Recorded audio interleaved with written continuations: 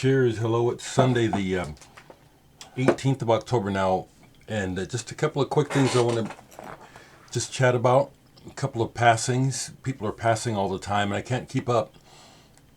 But a couple I want to mention because they won't get large mention, but they figure into my personal music history. Gordon Haskell just found out this morning that he passed away. English singer whose most notable thing is that he sang on King Crimson's album Lizard. But he had his own career, and he wasn't a progger. The King Crimson was a one-off where he was hired. I forget the total story. I've read it, which reminds me I want to mention this book that Arthur gave me a while back. This is a solo album by Gordon that came out in 1971. It's not prog, but it's really good. It touches on a little bit of things where you could say, oh, that's kind of prog. And he's got cool people on here. David Capinetti from Rare Bird. John Wetton, of course, is on here. And Bill Atkinson on drums. Good album. Rest in peace.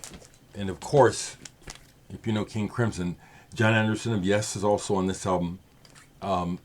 Unique. All their albums, early albums, were very interesting as they were finding their way.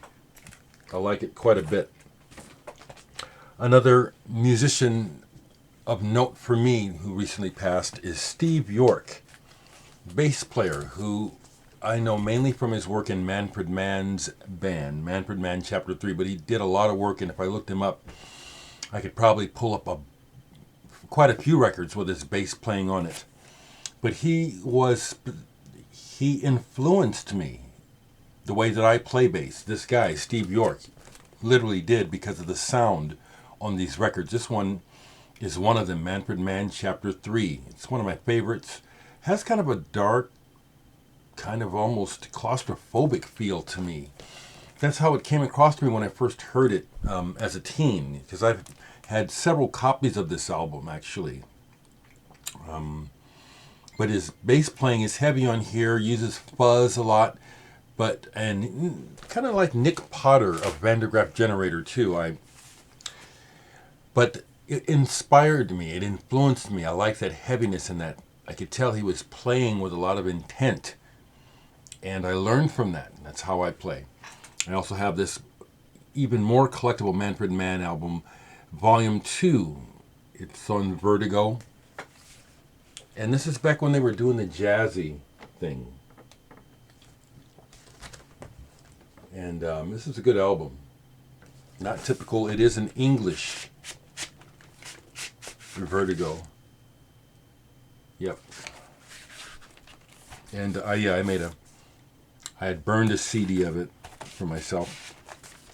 I wanted to mention them in passing. There's so many things always to talk about.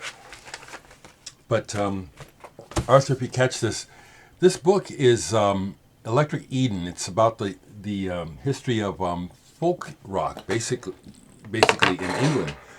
But it's very academic, and so I've been kind of I tried to start at the beginning, and it's like, man, I don't want to go this deep. I just have to slow down and start again. I mean, it's starting at going way back historically about music and its purpose and how it's used and how that creeped into the 20th century.